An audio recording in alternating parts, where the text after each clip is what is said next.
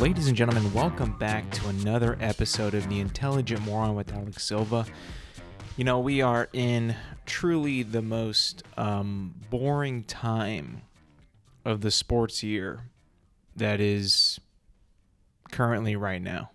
I mean, I'm a sports guy, right? Football is my number one sport, followed by baseball, basketball, pretty much that after that, that's pretty much it.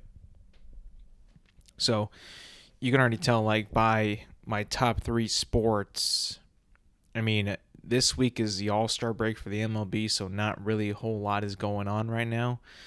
And as much as I like baseball, right, I really enjoy watching baseball. I'm a huge Dodgers fan. Never have, not disliked the sport. But around this time in the summer, when it's like All-Star week, when, the season is kind of becoming not like it's, not too long of a season, but it's just like at this moment in the season, it becomes like it's there, but like you're not really paying attention to it as much as I should, which is a bad thing. Because I feel like, why would I not pay attention, right? I'm a fan. I should be paying attention. But, it's kind of hard to when there's, games every single day. Day games, afternoon games, few night games. Not every game is televised. I just kind of get, score updates. I get, news on my phone. Not a whole lot is being shown to me that I'm able to watch, when it's happening. That's just because of, the networking, the cable deals that allow me or prevent me from watching games daily. If I had the MLB package where I can watch every Dodgers game every single day, that'd be awesome. I should probably invest in that because that'd make me even more or even stronger of a fan than I already am, because whenever I can watch them, I will on TV, whether it be on ESPN, Fox, TNT, TBS, whatever it may be. I'll watch it. It's just every day it's hard for me to watch them because, well, I have a life. I got other things to do. And I just cannot be watching baseball day in and day out, especially if they're playing on the East Coast and the game's at, 12 p.m. It's there's no way I can catch that. I mean, I'm just being honest with you. But, we're gearing up for football season. It's upon us. Next month will be training camp. No, training camp is pretty much already starting. It'll be the preseason next month. We'll have preseason games next month. And you can always, feel it coming. You can always feel the season approaching. You can always kind of feel when football is getting closer and closer, because more football-related entertainment will be coming out in the months prior. They had just released season 2 of Quarterback on Netflix, which I have not seen yet, but I have seen season 1. Really good show, really good docuseries on 3 quarterbacks in a year of a documented year in their lives as football players, right? This year we sort of have a new cast. We will be getting Jared Goff, first timer, Joe Burrow, first timer, and Kirk Cousins is returning to an all-new season of Quarterback, which is out. I just have not seen it yet. But when I heard the news that it was going to be Kirk Cousins returning to season 2 of Quarterback, I honestly was kind of shocked, because my friend had told me that it was Kirk Cousins, and I had no reason to believe that that was true, because I had watched season 1 and it had Kirk Cousins when he was on the Vikings. And I was like, dude, that's not true. So I said, no, it's Baker Mayfield, Joe Burrow, and Jared Goff. Well, upon review, doing some research, and I was pretty confident. And I don't know why Baker Mayfield popped into my head, but I had, you know, said Baker Mayfield was going to be in season 2. When I went to go see who was actually going to be in it, it ended up being Kirk Cousins. And I'm like, dude, Kirk Cousins again? Like, I like Kirk Cousins as a person. He seems like a really nice dude. As a football player, like, I have really, like, no interest in him. I mean, he's pretty good. He's definitely someone who can get, you know, the job done. He can throw touchdown passes. He's capable of making big plays. He's capable of making good throws. He's capable of, like, not turning the ball over all the time. He's really good at managing a game. Maybe not winning you games, but able to put you in a position to win games. And it could be either do or die when it comes to him and having the ball in his hands.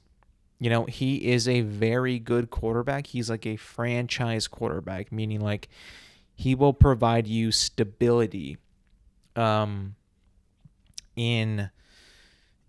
you know, under center, right? And it's going to be documenting the last football season. So last season, it'll be following those quarterbacks and their journeys from last season.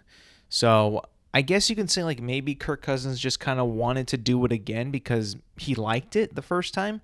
He enjoyed being followed, being interviewed, you know, having people document his journey as a quarterback.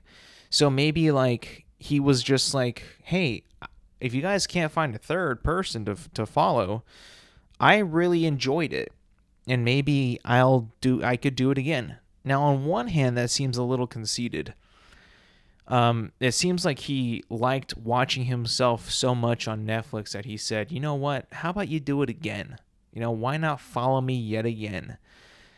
And then another, you know, half of me says like maybe Netflix like really likes his storyline and what could happen in that season, and they wanted to choose him again. Now, I honestly don't really think that Netflix would do that because Netflix is not going to blatantly follow the same person again in a docu-series, you know, episodic telling of the season, you know, type of show. They're just not going to do that, I don't feel like. But I do think that it was probably Kirk's decision, like, yeah, follow me. I don't know how many years I got left. You know, I want to show, you know, what this side of me. I enjoy showing the world what I'm really all about.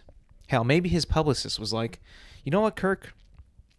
You know what would be really good is if you did like a documentary type show on Netflix where they can profile you and 2 other quarterbacks and you share in the limelight of what it is like to be an NFL quarterback. Because let's be honest, I mean, like, being an NFL quarterback is technically a profession. Like, it's a job in the United States. You can obtain this job and you could have that salary. Now, there's only 32 NFL starting quarterback job listings in the world. So it's very, you know, it's very, very prestigious of a job title. You know, it's hard to get. Maybe he was thinking to himself, like, you know what, I really want to show how and document how it is to be an NFL quarterback. And I was just like thinking to myself, like, you know, maybe that was his mindset, you know, and he wanted to continue with that. Because let me tell you this, I love these NFL football specific docuseries. I really do like them. Now, I'm not a huge fan of reality TV type of television, and I could see how some people might say that this is kind of falling into the realm of somewhat like reality TV, but it's a little bit more truer than reality TV. Like, I'm more into this because I enjoy watching, you know, sports, especially football, and this like being like a pairing to the season that I had just consumed a lot of last year. is a win-win for me. Like, I enjoy watching that type of stuff. Same reason why I enjoyed watching it was an Amazon series not that long ago, but a few years ago. It's called All or Nothing, and it was like kind of like like quarterback and like Hard Knocks, except they followed the team throughout the entire NFL season. I watched all of those when those were on Amazon Prime. I don't think they do that show anymore, but when they did, it was really cool. I like that stuff. I think that it's really interesting to see how a team's dynamic is, going through a season or however long the crew follows them. The highs, the lows, the challenges, the success and the failures, like how that's, how they go about all that, how they manage to get through a season like that. Because I could only imagine, like, us as fans, when we watch NFL games and an NFL season, like, we know, like, when a team loses, it's no bueno. Like, it's not a good thing. Like, it's like, having a bad day at your job. But, like, ultimately, like, you can either have a good day or a bad day. There's, like, no in between with NFL games and sports. Like, if you lose, it's an automatic bad day. Like, definitively, like, no matter, like, how okay someone individually thinks that they do, it's not a really good day and all for the team, because you're still part of the team. Like, if they lose, then you lose. If they win, then you win, right? So it's like always something it has an interesting viewpoint on how that is actually how that's actually viewed. So I'm actually excited to watch that again and see, like, how this season is, these quarterbacks are different from last season's. Now, obviously, the way Kirk Cousins' previous season went started pretty high. Now, I'm going to spoil a little bit because I have seen, I watched I watched all of last season's NFL, so I know that he had a pretty decent start in Atlanta, but ended up being benched for Michael Penix Jr.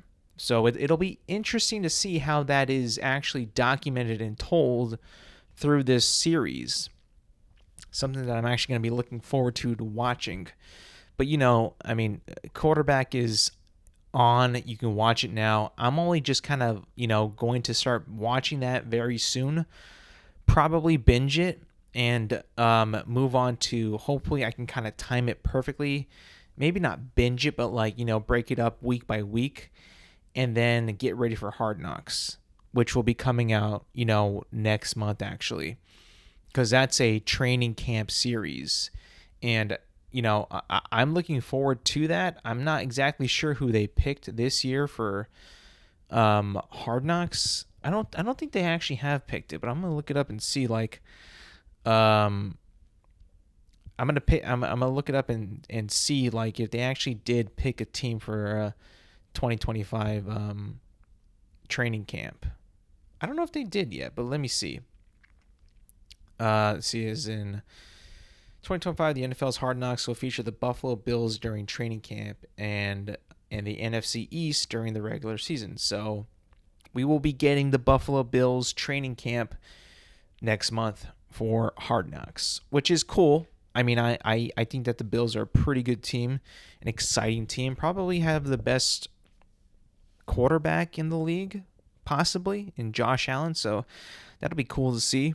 And as far as, like, in the future, as the future goes on, it'll be the NFC East for the probably like the mid-season or like closer to the end of the season where they begin to follow them. That'll be cool as well. But yes, football is upon us. Getting closer and closer. When the summer league is happening in the NBA, that we're only getting closer and closer to the NFL season.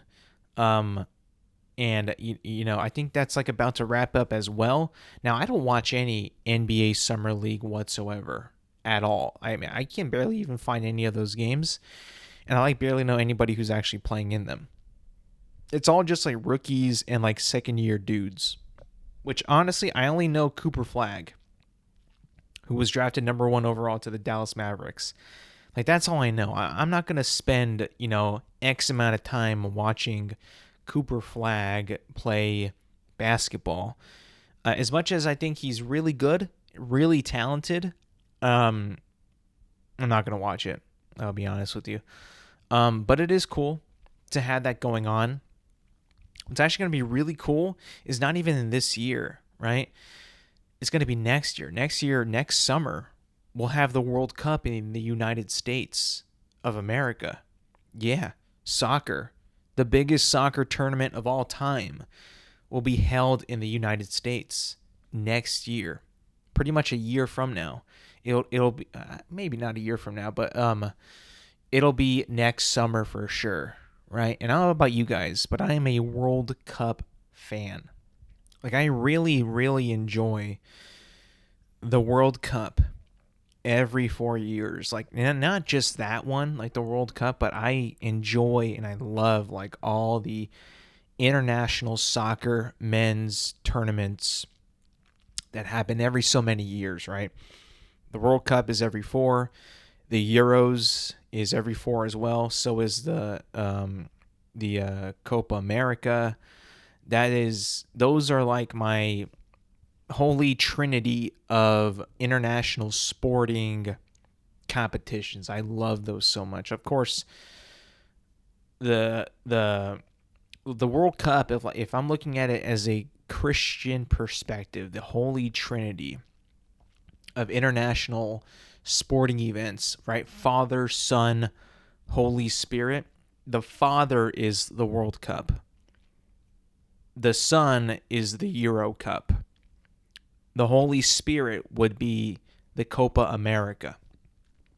And I'm talking about like, those are like the bigger cups, the bigger tournaments that feel like the grandest and like bring like the most of the world together. And the most popular, I guess you could say. Like, World Cup is number one automatically. Like, it is just the number one tournament in all of international sports. Euros, pretty close, pretty freaking close. I mean, I love the Euros. There's been so many memories and so many games I can remember of me watching the Euros and them just being absolute awesome games. Now, Copa America is a little new for me because it used to be very small. It used to be just South America, I think. But now I believe that they're opening up to like Central America, some North American countries. So it's getting bigger, which is a good thing. So like, that'll be a big one too. That'll be big. That'll be like big as well. But next year, come around summertime, it's going to be all World Cup. And that's going to be in full swing. And man, we haven't hosted a World Cup in the United States for many, many, many years, right? I think since like maybe the 90s, maybe even the 80s. I can't remember. But it's been a very long time since we've hosted any type of World Cup, right? And the World Cup is a big tournament. Like, it's a long and lengthy tournament. Like, it's not like the Olympics that are like, barely 2 weeks. Like, this is a month long of soccer, of just soccer extravaganza. Like, just like countries, coming together to play one sport, the sport that captivates the world, pretty much every time they play it, which is soccer. Like, you can't even tell me that the Olympics has as big of a worldly following as the World Cup. I mean, it just does not have as big of a following.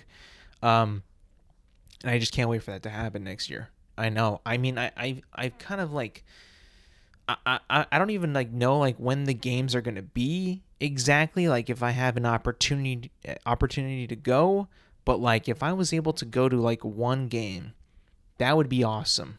Like, I know like it would be crazy. The atmosphere would be wild.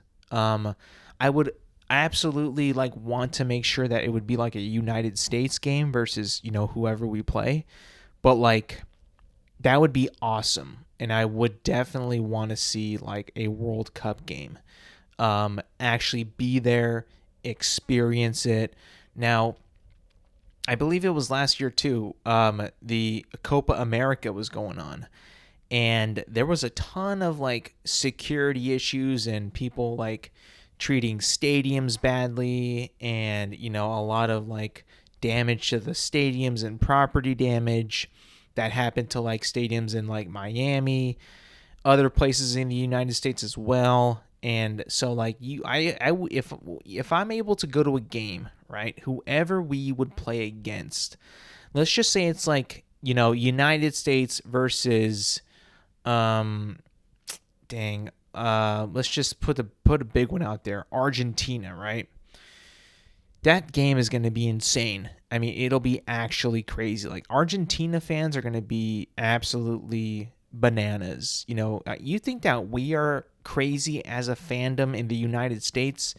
Not even close.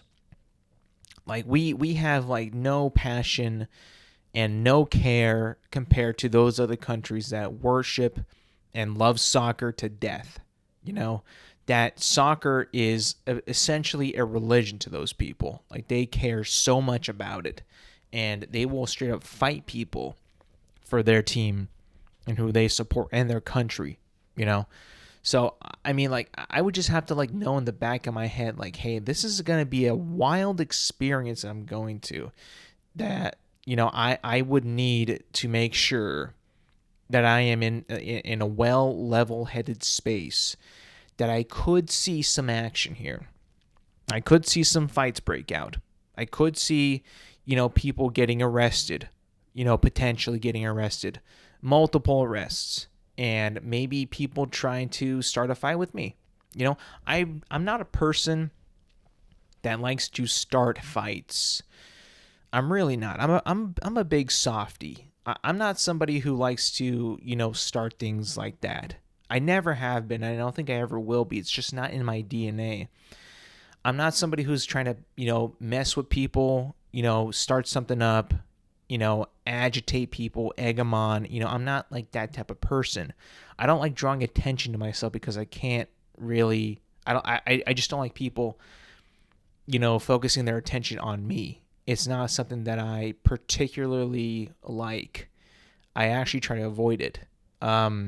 So that would not be in my best interest to like have that type of thing happen to me. Like, maybe somebody from behind shoves me and I hit somebody in front of me and they get mad. Like, I mean, I wouldn't even know what to do in that situation. I'm no fighter either. I don't know how to fight anything or anybody. I'm just kind of a clueless man in this world. I really have no, street skills. I have no martial arts background. Even though that'd be kind of cool if I did. Let's be honest. If I was like a black belt in like karate or kung fu and I knew self-defense, that'd be pretty awesome. That'd be cool. Now, I wouldn't use it for like, just messing around. I would use it only to defend myself, because when you do that type of thing, like when you unleash your skill on somebody, you can be considered probably as a weapon. Now, I'm not 100% sure on that, if that's true, but I think if you do possess a type of skill that the person that you're fighting to, does not have, like if you know jiu-jitsu, right? If you're pretty good at it, like let's say like you're like not a black belt, but the one beneath it, and you're pretty dang good, and you can like knock somebody out, and the other guy that is facing you has like no experience in that whatsoever, and you unleash your blue belt or purple belt or brown belt, whatever the hell is before black, I think you could be actually like, maybe not like prosecuted, but like definitely like, in some trouble with the cops. I think it's like actually like, there's something to it that like if you actually, unleash that type of skill on somebody who does not have that skill, then you can be in some deep trouble, So like I would never want to be like in a situation where I have to do something like that, because I just don't know. I would not be able to handle myself, Like when people get in fights in like stadiums, right? I mean, there's security there. There's cops there. Like, I would assume that, if that happens, you're going to be taken away somewhere, right? Maybe like a back room in the stadium where they keep all the bums at who started fights, kind of like a mini jail type of thing till the game's over. Like, let's say you're in like a really bad fight, right? A bad one. And they straight up take you to jail. Like, that could be the worst experience of my life. Jail is a horrific place. I've never been, but I've seen TV shows and movies. I mean, it's a small room, right? It's a small room with a bar, with bars in front of it. It's cold. It's all cement. There's one toilet just in the middle of the room. No door, no nothing. Like, I would absolutely hate jail. No one would like jail. That's why it's a punishment. It's not like something that you can just go in and chill out. You know, you have to avoid jail at all costs. So, like, if I was going to get in a fight, which I'm not planning on doing, but like I would know in the back of my mind, like, if something goes down and I get in trouble for something and I do something that was like totally not okay, like, let's say in the process of the fight, I damage some property. Now I'm in big trouble, right? Let's say I damage a stall door. Like, I shove somebody into a stall door in the men's room and it breaks, and now I'm in trouble. Now I got to go to jail for that, for property damage. Now, I'm pretty sure I'd have to do a lot more than just that to get thrown in jail. But still, it's not something that I would want to go through. That's not an experience where I would be like, hey, you know what would be cool? If I did something risky and I did some property damage or something, or I shoplifted enough and I went to jail. Yeah, that would be a terrible decision. That'd be awful. I would not want to do that. That's something that I'm just like, I would avoid at all costs because, I mean, why would you not avoid that? Jail is not a cool place. Everywhere it's considered like one of the worst places to be. Now, of course, it's not prison. That's where you go when you're a real bad guy.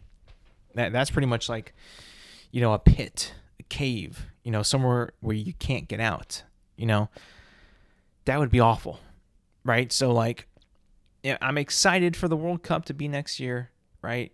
I'd like to go to a game, but also, like, if I don't go, I'd be okay with it for sure. And I would want to see what goes down at those games because they can get pretty crazy. I can only imagine, too, like, when we get, like, games in the U.S.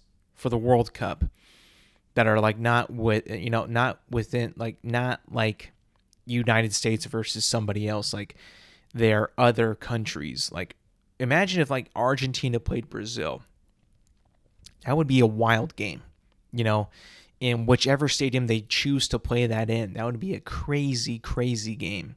I couldn't even imagine that. The passion, the love for the sport, the pride from both nations, just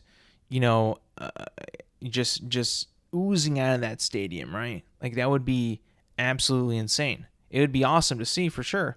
But would I want to go? Yes and no. I mean, I wouldn't have a dog in a fight, so I'd just be a spectator, like a neutral spectator. That'd be pretty cool. But I would just be like, I just don't want to get hurt here. Like, I'm a neutral. Don't hurt me. I wouldn't want to wear a Brazil jersey or an Argentina jersey. I would just go, like, in a black T-shirt, like, hey, just here to observe the game. But I would even think that those countries and their fans would hate me at that point as well.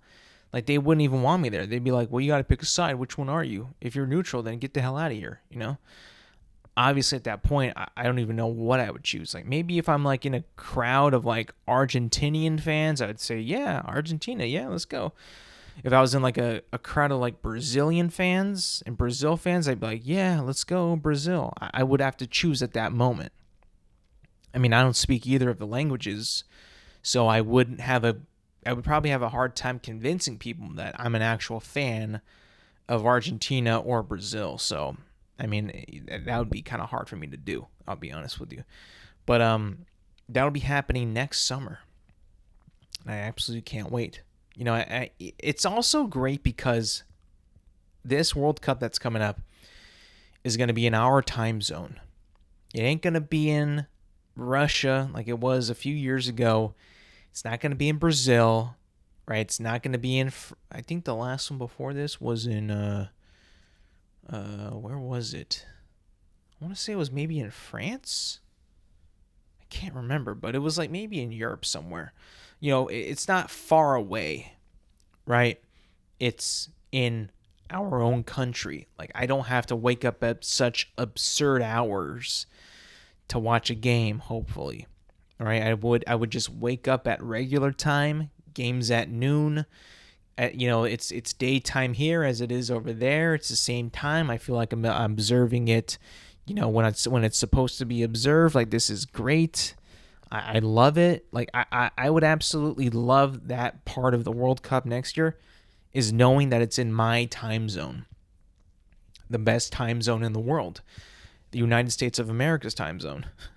Let's be honest. When they have these international soccer events in like Russia or Paris or Brazil or like Germany, I think they've had it as far as like South Korea. It's like, dude, am I watching a game like tomorrow's game, or am I watching today's game? You know what I'm saying? Like, it's like really terrible. Like, if only, like, could you imagine, like, if Australia had the World Cup?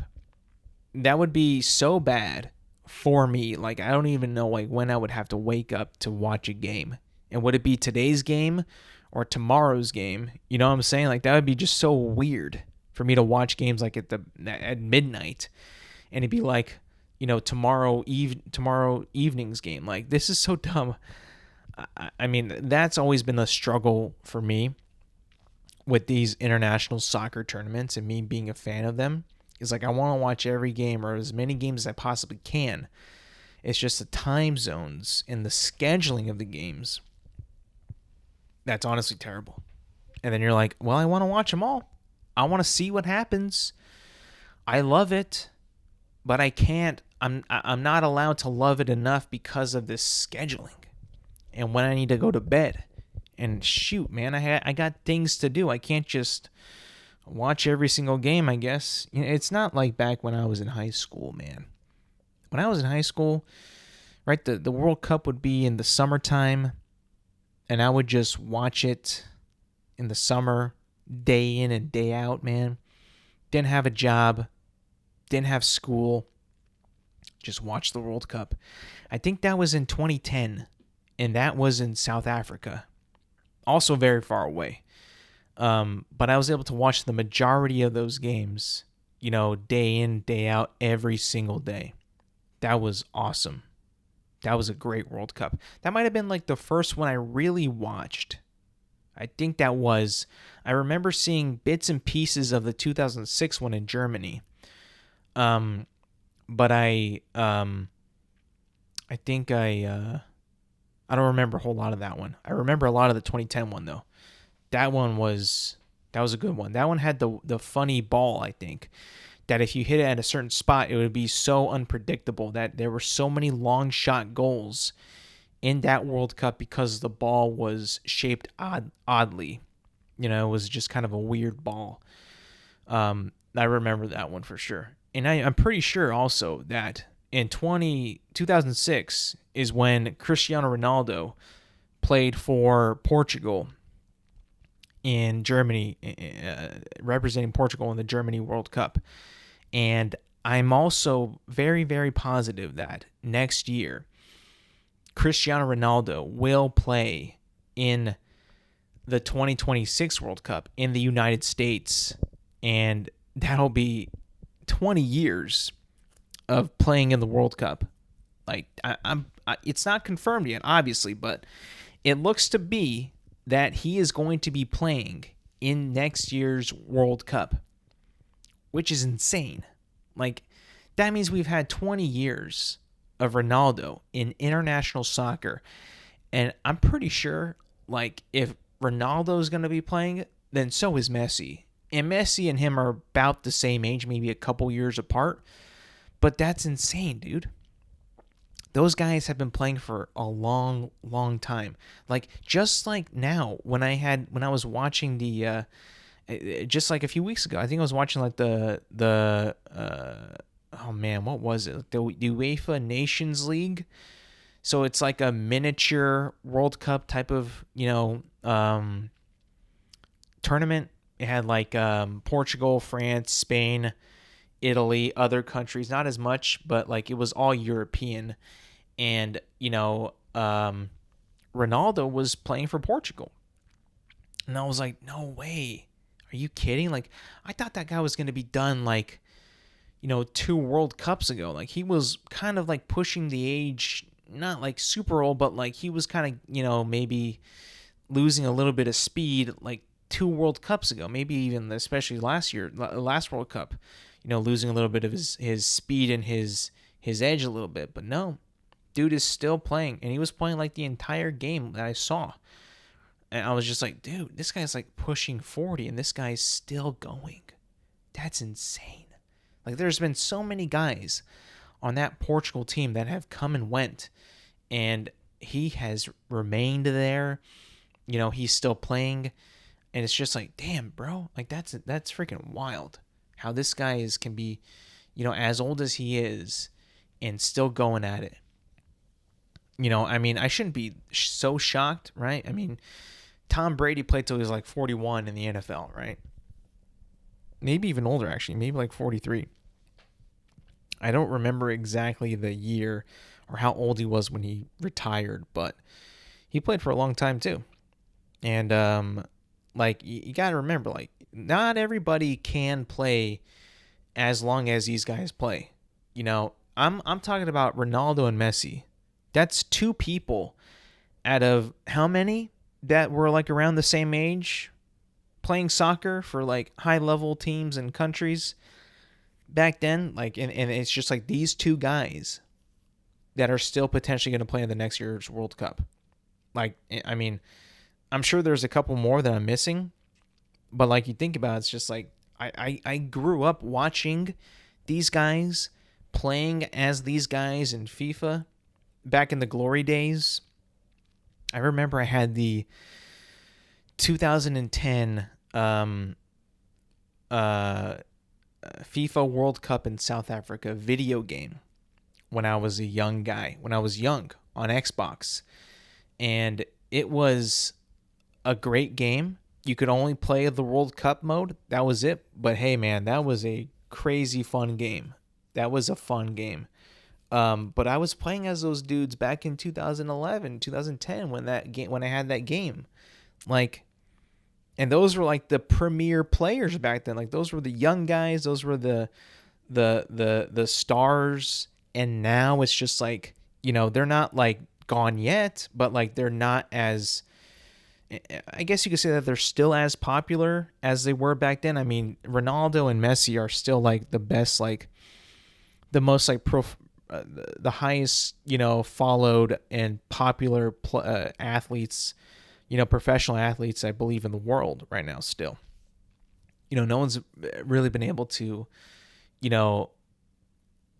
I guess, match their popularity, at least on social media, as those two guys. So like, no one's even come close, really. I mean, we've had Neymar, we've had Mbappe. I think there's this dude called Vinicius Jr. He's Brazilian. He's also very popular, but like they have not even scratched the surface of like how like popular and how, how many eyes were on these guys when they were playing soccer in their prime. And like, I mean, like these dudes that are playing today just haven't even come close to the popularity that these other guys, that Ronaldo and Messi had back then. Like, not even close. Like, I remember watching soccer back then, and those guys were the talk of the town. Every town you went to, like they were just like on another level popular. Like, no one could even touch their greatness. Not even close. And like the guys that are coming out now, the popular dudes now, not even close as well. Like just not even remotely close to like being as popular and as, followed as those guys were, back then. But also like back then, like I remember Ronaldo had a Instagram, and that was so like one of the most like followed accounts ever back then, his actual account, right? And then for the longest time, Messi did not have an Instagram. He was like like the biggest player in the world that did not have an Instagram. And I would search his name a few times a month because I was huge into soccer players back then, and partly because of FIFA. And I would be like, where's Messi? Why is he not here? How come he's not on here? He would have so much more followers than Ronaldo. And then one day, he announced that he was on Instagram. And then everybody in the world followed him. Like, I think right now, I can look it up. I'm pretty sure Ronaldo still is the most followed athlete on Instagram. I'm pretty sure. I could probably bet money on that, but I'm too afraid. I'm not a betting man. But right now, Cristiano Ronaldo has 660 million Instagram followers. And I'm pretty sure like Messi is like maybe a few 100 million below. I'm pretty sure. Leo Messi, 506 million. So yeah, Ronaldo definitely has more because he's been on the platform longer. But I mean, like, still, like, those guys, Cristiano Ronaldo is over 500 million people following him on Instagram. There's only like 7 point something billion people on this planet. I say that as if it's like a small number, but it's really not. I mean, I don't think anybody has 1 billion followers. There's no way that anyone has 1 billion followers. Let me see. Most followed people on Instagram. Most person on Instagram. Yeah, so the most followed on Instagram is Cristiano Ronaldo, 660 million. Yeah, I was like, there's probably no way like anybody is as followed as much as this guy. I guess like there's a lot of celebrities though that have a lot. Leo Messi would be number 2. This was taken like from Forbes India a few months ago in April. And Selena Gomez had 420 million followers. Dwayne The Rock Johnson had 394 million. Kylie Jenner had 393. Ariana Grande, 375 million. Kim Kardashian, 357 million. Beyonce, 311 million. Khloe Kardashian, 303 million. And Justin Bieber, 294 million. So that just shows you the power of sport, man, and the power of soccer. Like, soccer is much more popular, much more, I guess you could say, watched, cared about more than music. At least Selena Gomez's music, which I'm pretty sure is very popular. I mean, that actually kind of surprised me. Selena Gomez's popularity on Instagram. Like, I don't really understand. Like, she's like in not a whole lot of stuff right now, at least that I'm seeing that I paid attention to. Like, I really don't see her in much stuff at all. But I'm looking at it right now. So right now on Instagram, I just searched her name, 418 million. So I think she actually lost a couple million followers in the short period of time when this was published on Forbes India. So I wonder what happened there. But yeah, she has a ton of followers. I don't even know why. Like, I guess she's pretty. Like, really, really pretty. She had probably some really good music back then. I was not a fan of her music, really. I never listened to her music. So I guess, everybody but me was just a huge fan of hers. Which, I mean, all right. I didn't know she had that much of a hold on, Instagram users. Maybe it was something I missed that I had no idea. Like, I'm pretty sure like that Wizard show, as big as it was it really that popular for that many people to follow her? I can only imagine like that's when she gained a lot of her followers, right? Is when Wizards came out. But that's been out for probably a decade now, a little more than that. But yeah, Selena Gomez is number 3 in the world. Cool. Very cool. And like I said, I've never seen or heard her music really. Um, so I have like no really any idea like if it's good or not, or if it's like, if like you could like play a song and whether like how good that song is or not, you can be like, oh yeah, I can see like why she would get so popular from this. It's good music. Like I've never heard of her music.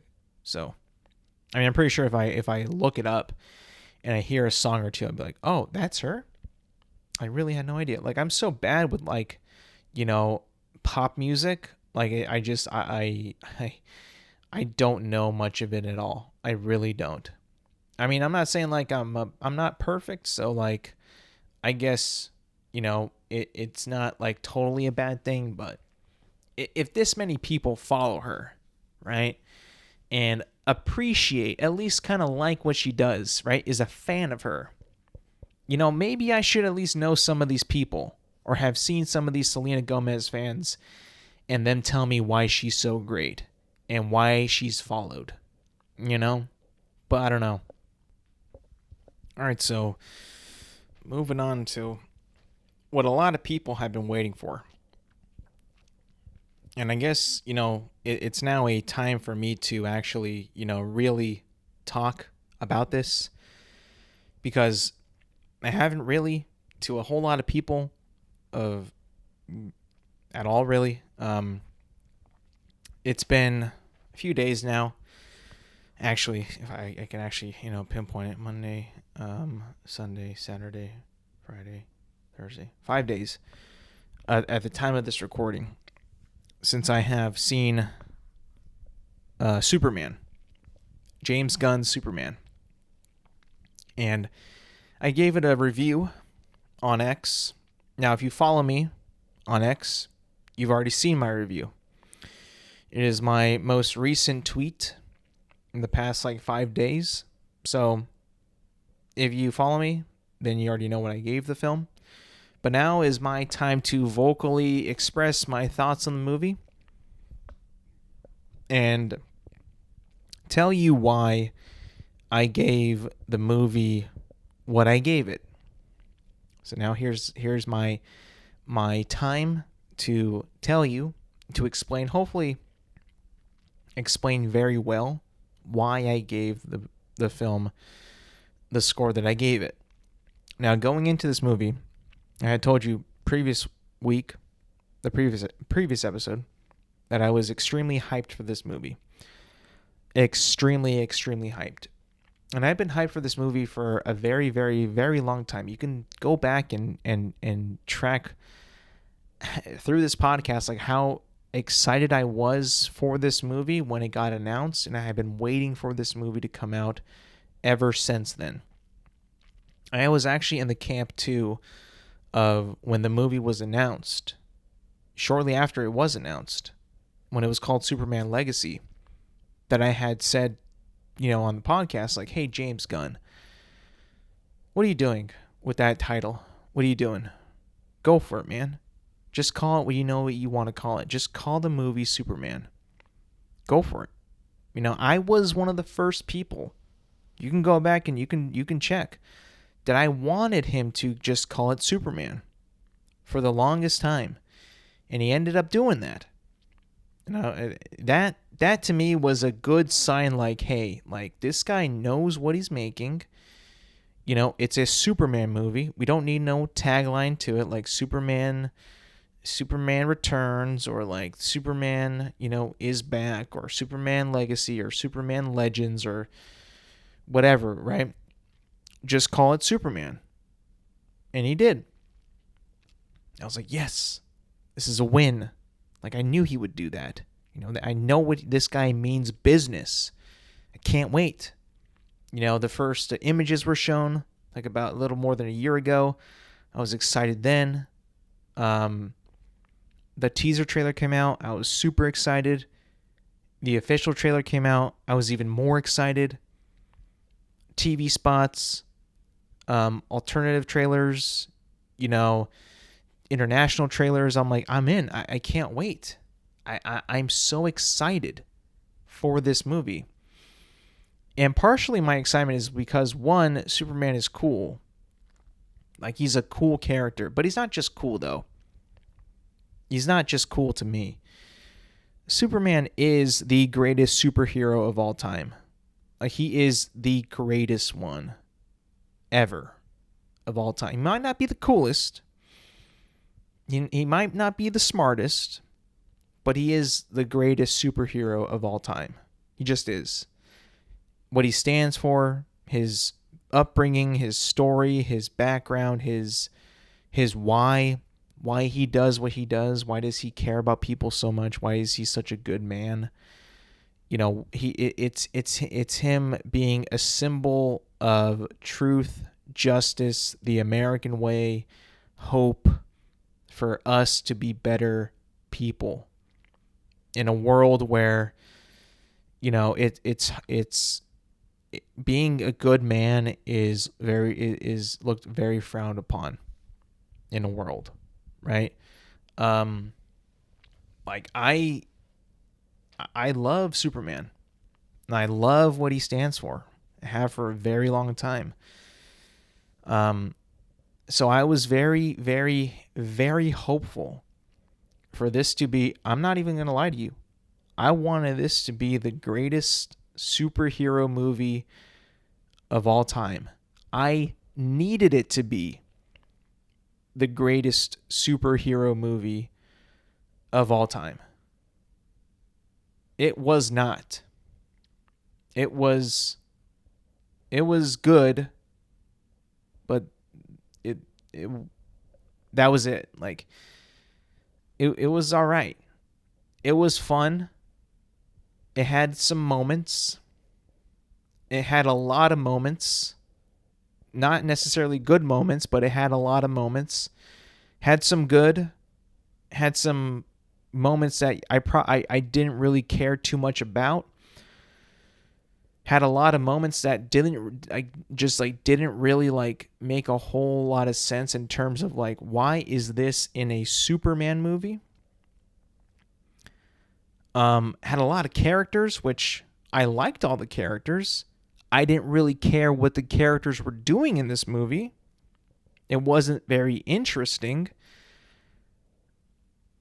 And it just seemed like it was just covering a lot of events because James Gunn was tasked to launch an entire superhero universe, and having to put so many things in this movie, which, by the way, is only 2 hours and 9 minutes.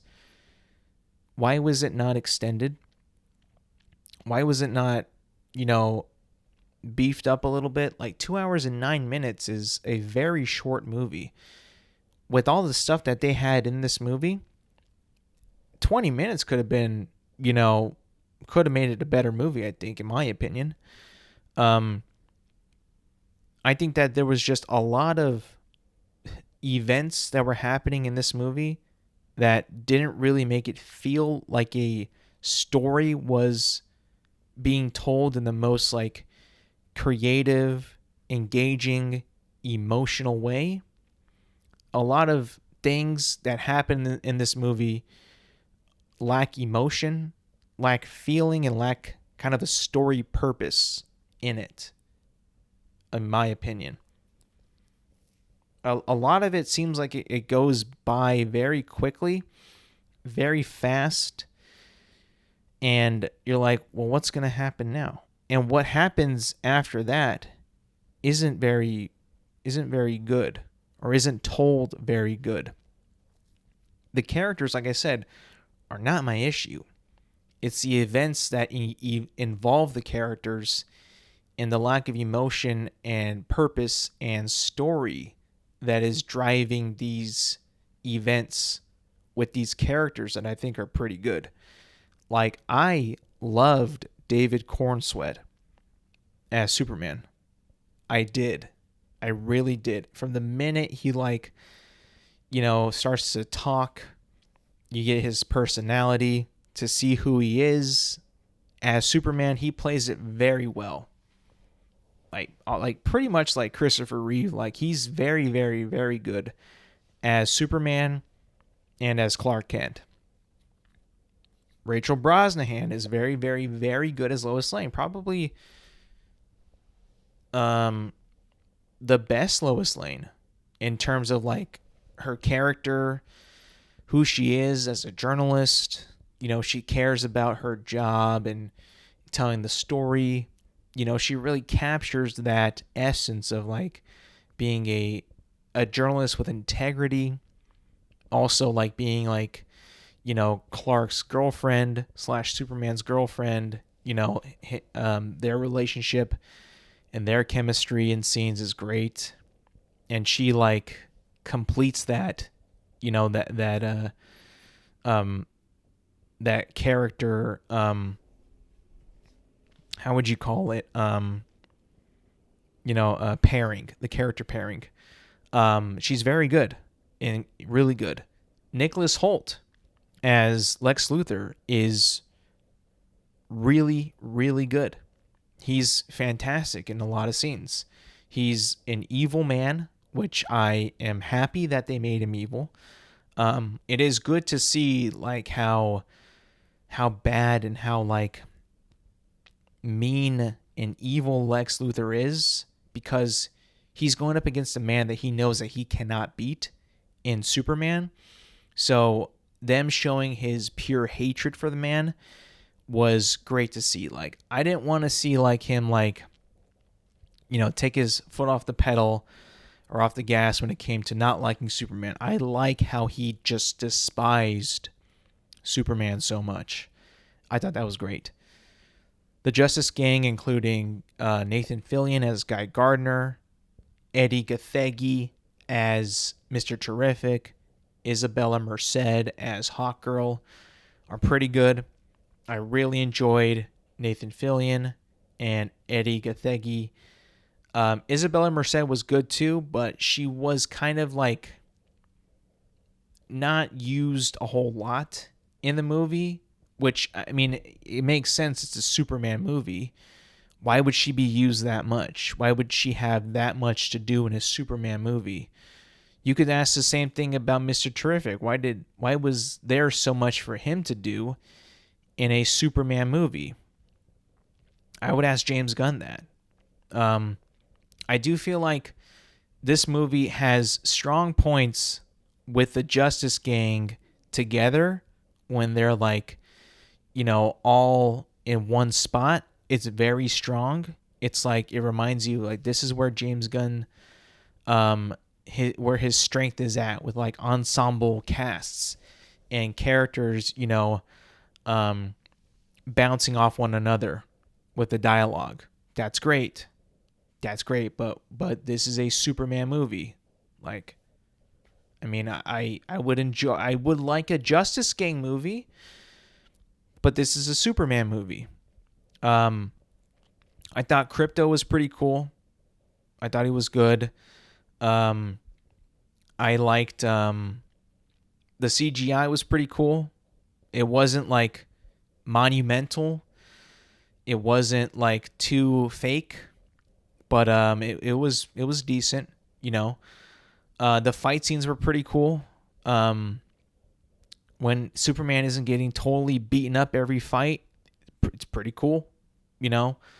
I think that the music, I mean, in the trailers, the music was awesome. I gotta say, in this movie, the music was very disappointing.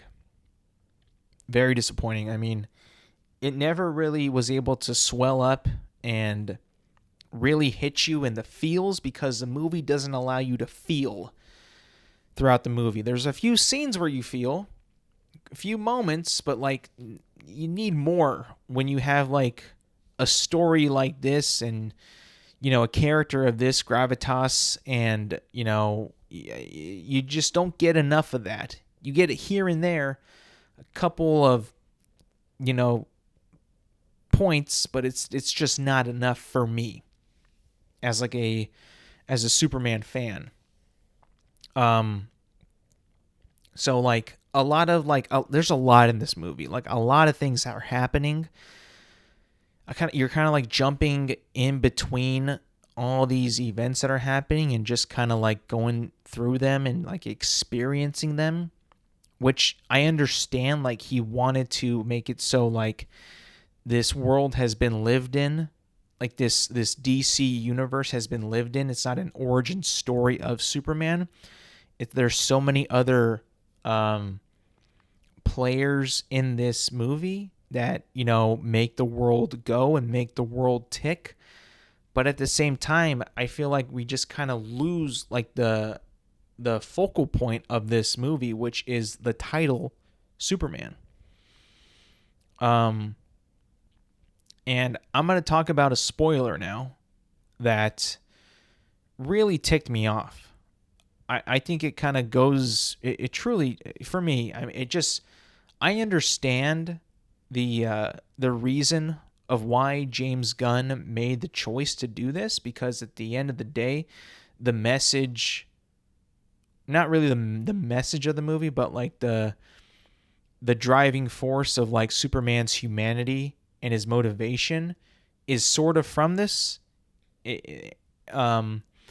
So Bradley Cooper plays Jor-El in this movie, Superman's real father from Krypton. And you all know the story, right? That Jor-El and his mom, Lara, send Clark to Earth from their dying planet of Krypton to go to Earth because he'll be safe there. And he can learn amongst the humans and, help them, serve them, point them in the right direction, give them hope, give them something to strive for, be great for them, the story. There's a point in the movie where Lex Luthor wants to smear Superman, like make it so like the world turns on him because everybody likes Superman, right? And he is able to go to the Fortress of Solitude. And in there is the embedded message that we all know of what Jor-El said. But in the movie, Clark or Superman never hears the entire thing. He hears like the first half, but the second half is fragmented. He doesn't know what it says. Well, it's revealed in the movie that the second half, Jor-El has a diabolical plan for his son to reign over Earth as the last son of Krypton and pretty much, take as many wives as you can on Earth and create a race of human Kryptonian, people and essentially rule over Earth.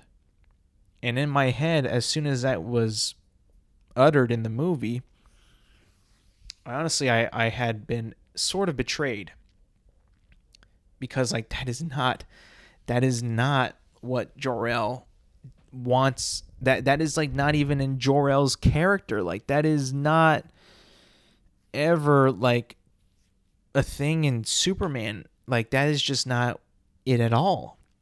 And the whole like inspiration for that is like the movies like is like the Clark in this moment, after he hears that message and he's like he was sent here to rule over Earth and all that, he's now conflicted of like why am I here?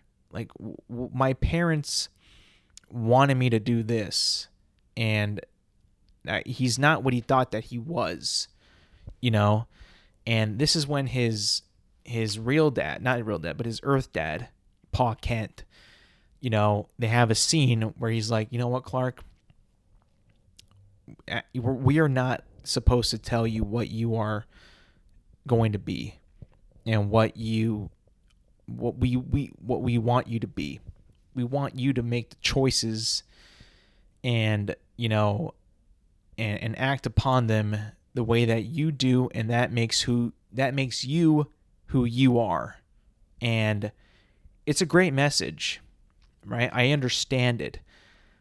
But I just don't like how they had to switch it up and make at the end of that message that Jor-El was an evil guy and wanted his son to rule over Earth. It did not vibe with me. It really didn't. I was not a fan. I get that he wanted to try something different. I just fundamentally don't agree with that. Really don't. So that's like one spoiler that I can. That's like a major spoiler of like what happens in the movie and like what shapes the movie and what makes it the movie what it is. But overall, like that one detail probably would not have been enough for me to give it the score that I did. Overall, like the movie is all right. It's enjoyable in some parts, but overall, I thought that it was pretty disappointing. Now, I think that could have been my fault at the end of the day because I expected so much out of this movie.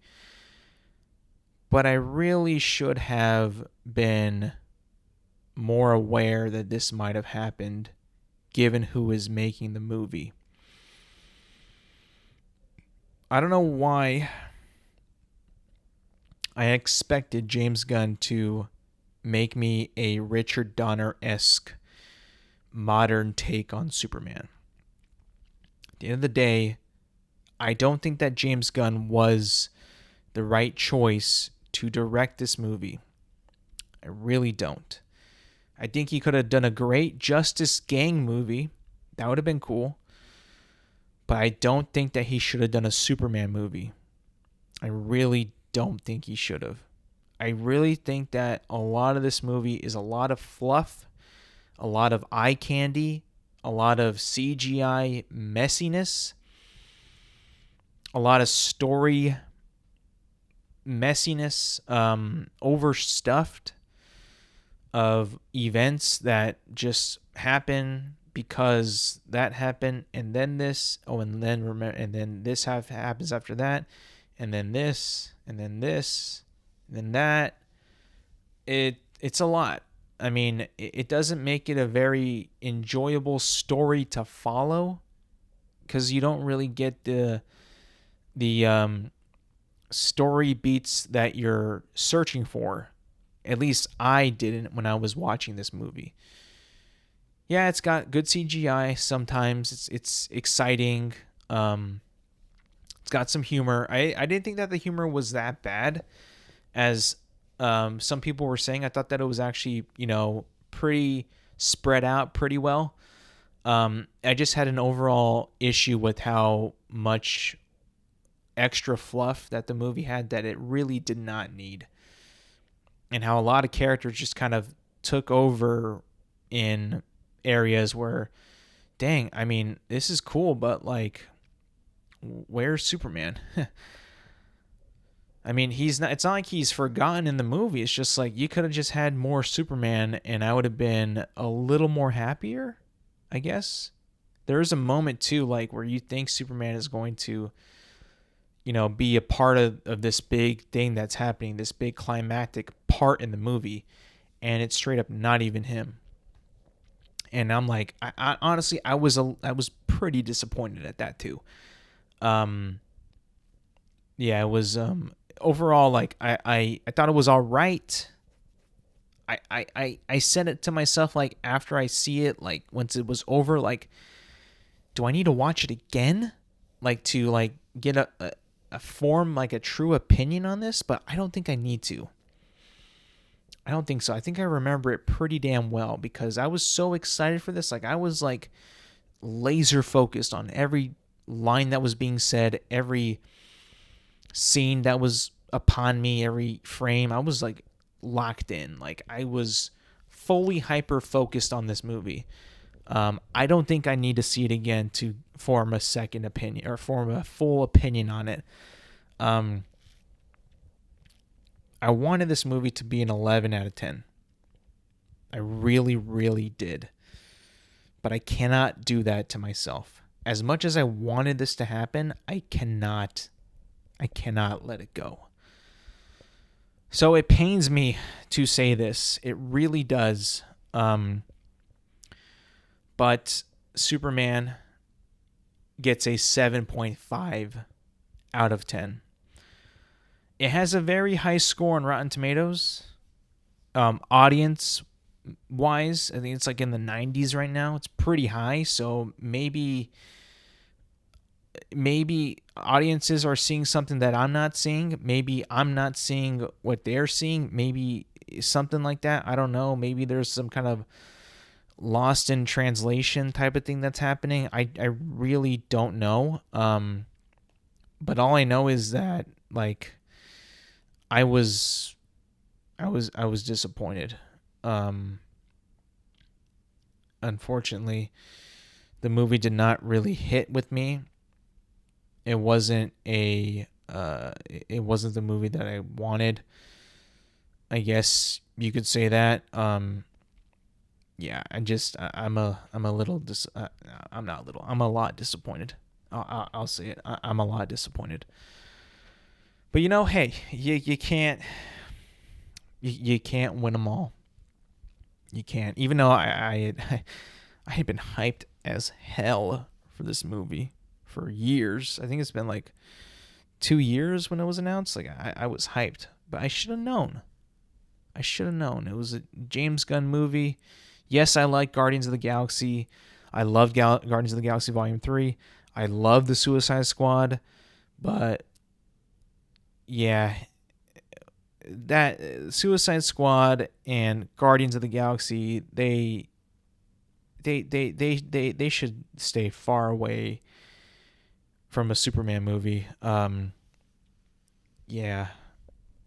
Could you imagine, man, if Steven Spielberg directed a Superman movie? Oh man, that would be wow.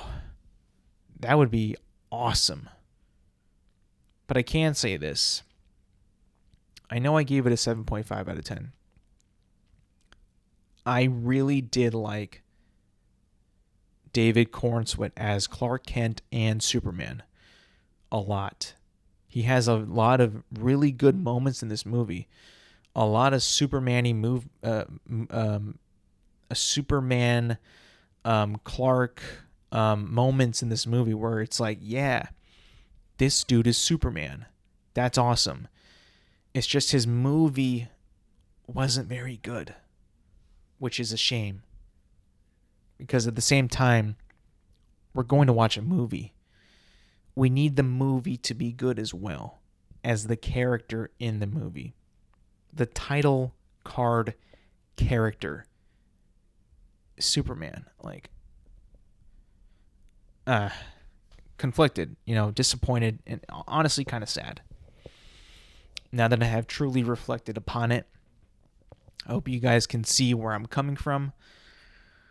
My disappointment is, yeah, I mean, as soon as I was, the movie credits rolled, I knew that the movie was just all right. It was all right. I even told my brother, like, he's like, "What'd you think?" And I thought it was all right. Like, there was no other thing for me to say. I mean, there really wasn't. And I know some people are going to come after me for my score on the film, 7.5 out of 10, but like I said, I wanted this movie to be an 11. And it was far from that, unfortunately. All right, and that's going to be it for me today, people. Thank you for listening. Thank you for watching. Remember, you can find this podcast on Apple Podcasts, Spotify, and YouTube at Intelligent Moron with Alex Silva. New episodes drop every Thursday morning. Make sure to like, subscribe, rate, review, and do all that good stuff. And yes, thank you for listening. Thank you for watching. And I will see you guys next week.